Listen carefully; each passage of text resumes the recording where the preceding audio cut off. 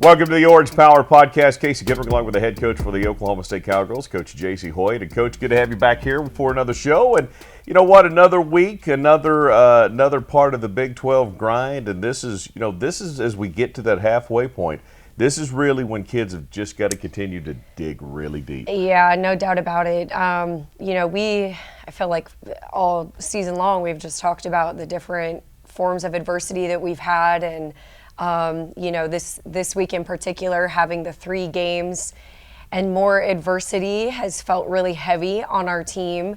But as far as grinding, our team is doing it right now. I mean, they are working their tails off. They're sticking together. They're giving us literally everything that we're asking of them and everything that they have. So it's a really interesting period for me to be in, or phase as a coach in this season, because while we're not necessarily getting the results that we want on the scoreboard, I am so proud of just our kids and their response and their character through a lot of hardship recently. Well, and Coach, it's interesting because if you're only result oriented, then again you're going to get too high when you're going through major win streaks, and you're going to get way too low when you hit a lull. And that is why you have to enjoy the journey. It can't always be just results driven. Obviously, we all want to win every time, but when kids give you what they've got and they're doing what you ask and the result's not what it needs to be, you can't change all of a sudden how you address them every single time, right? I mean, if they're not doing something, sure, you got to coach them. But at some point, when you got 6 kids trying to fight against everything else that your guys have, it's tough to do. It is tough. And, I think I look across the country, and we're not the only team that's had some hits. That's very normal. Unfortunately, it's just a part of it. But when you look at the other teams and you see maybe them, forfeiting, postponing games. That is happening with more programs than just one that I think you and I have talked about. But it's just, again, their resilience is really special. With every hit that we've taken, I've seen us actually come closer together. Mm-hmm. And that's very rare. I think normally, that's where things kind of start to divide, and trust starts to go out the window. And that's not what is going on with our program at all. I mean, belief is at an all-time high. Trust is at an all-time high. And they're fighting. They're fighting really hard. Well, and, I even thought about, I'm not sure every program wouldn't have found a way to go, okay, listen, we just don't have enough. We don't. But you guys never contemplated that. You went into this last game, and let's talk a little bit about that. I guess we should start with the Baylor game. Let's start with that one, Coach. Obviously, that's a really good Baylor team, ranked in the top 15, been ranked in the top 5 throughout the course of the season. And another one of those games where I thought you guys came out, really fought hard, got a good 25 minutes or so, but there was a couple of periods where they just kind of had your number. They did. I think that game, while I felt like our effort was there the whole time, we didn't play our best basketball. We came out really strong. And then we just didn't have players make shots that need to make shots to beat a team like that. I was really proud of our start, but it just we kind of ran out of firepower. And that was a game that I felt there are some games that you lose and you feel like, okay, we beat ourselves. And then there's some games that you lose that you just think, we just didn't have what we needed to have. And then there's some games where you lose and you feel like you did everything you possibly could have done. The Baylor game was the one in the middle. It was like we're right there, but we're not getting it done. And our team knows that. I think we all felt like, dang it, we gave it everything we had. We didn't make shots when we needed to. Some uncharacteristic things for us, missed layups and stuff that normally we don't have, but that's a part of it. And I can't fault our kids for that. It's just going to happen sometimes, and I'm right there with them, and just continue to fight for them and believe in them. Well, and again, keeping in mind that's a really good team in Baylor, a team that you guys swept last year, which was a really good team as well.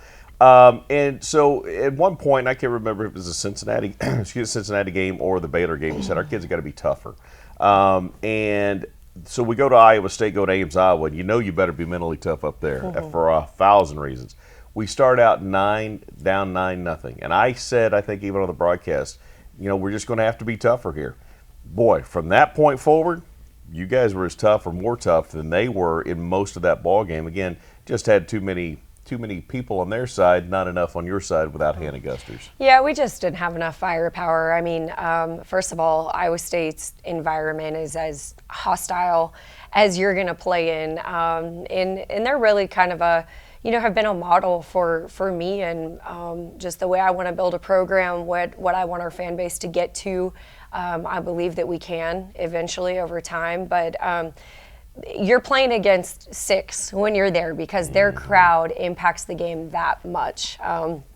It's a really fun environment to play in, but not having Hannah is one thing, but it's another thing when you're going against one of the best post players in the conference in Audie Crooks, and she's averaging 20 points a game, and it's already hard enough to stop her, but then when you take out Hannah. And then I think the thing that actually hurt us even more so than that in the game was Riley Langerman's playing her best basketball of the season.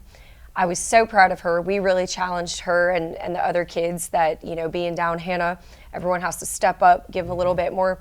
Riley did that. She was giving us everything she had. And then she went out with an injury. And sometimes it has felt like, goodness, how much can a team take, but they never faltered. They never stopped fighting. And we were in it till the bitter end. And again, proud is the word that I keep coming back to. Just so proud of our team and their fight. Well, and it's interesting because I was talking to Coach Player, the associate head coach for Cowgirl basketball, and we always do a pregame interview as well. And she said, we have a segment where in practice we go with Hannah Gusters, and then we have a segment where we go with praise, and then we have a segment where we go small. So it's not, again, you guys didn't have Hannah early, you didn't have praise part of it. It's not like you haven't been here before, but again, it's the opponent and it's the fact that it's Crooks and the fact that this is an Iowa State team that is unique to Bill Finley, in my opinion, because they'll hit you with threes, but they're willing to play inside out, and that's not always the way. So if you guard them on the three, they're going to dump it inside, and they were getting a lot of paint points. Give Crooks credit. She was taking the smaller players and just pinning us deep.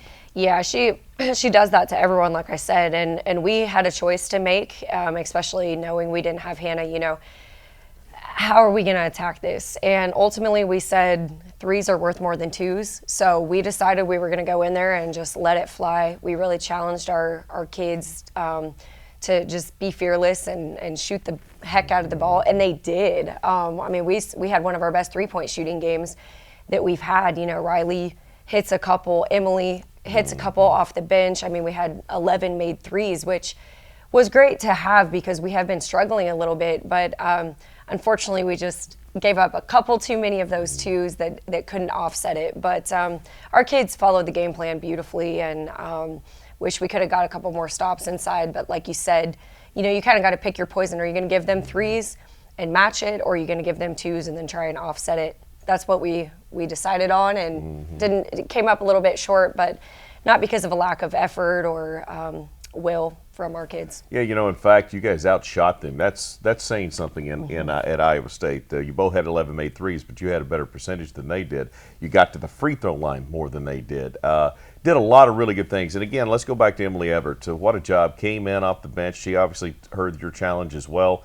You had 20 points off the bench between her and Riley Langerman. And, you've been talking about this young lady can help us, and she certainly did against Iowa State. Well, so if we could go back, I can't remember how many points we had off the bench against Baylor, but I think it was maybe like 2. Yeah. It was really just a struggle for us, and that was one of the things that, after that game, we come in here, we talk, and you could just see it on their faces. They were so disappointed and upset with themselves. And again, I'm just going to go back to their response. And they responded exactly how I would hope that our players would, and just took it personal.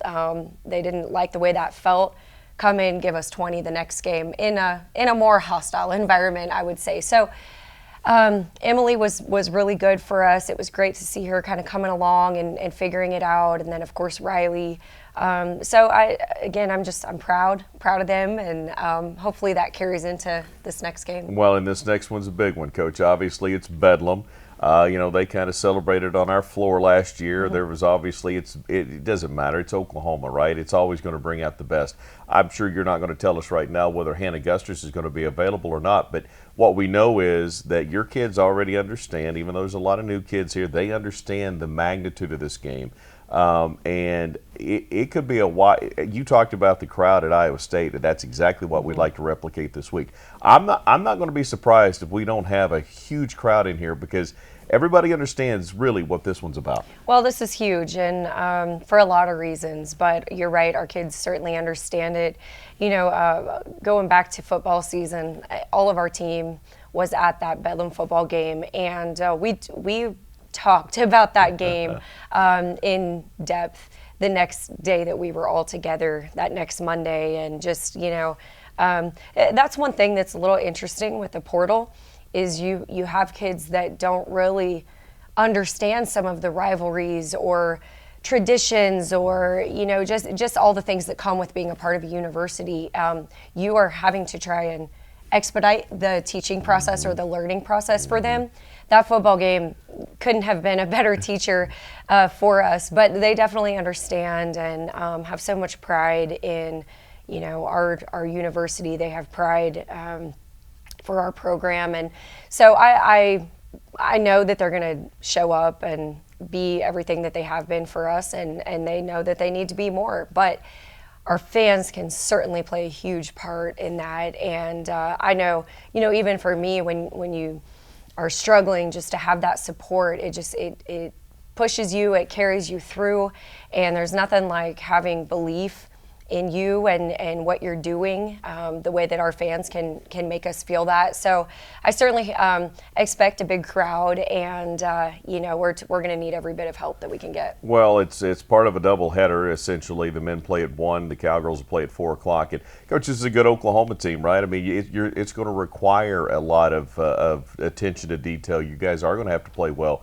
But if it's a close one, that's where that crowd can come in and can play a huge factor. And I love the fact that, again, if a kid doesn't know, if you take them to Bedlam football, you take them to Bedlam wrestling, take them to some of those plays, it's just different. And so that's such an incredible teaching tool that those kids are probably, again, completely understand it now and got to be extremely excited. That's the other thing. You're going through a tough stretch, but it's Oklahoma.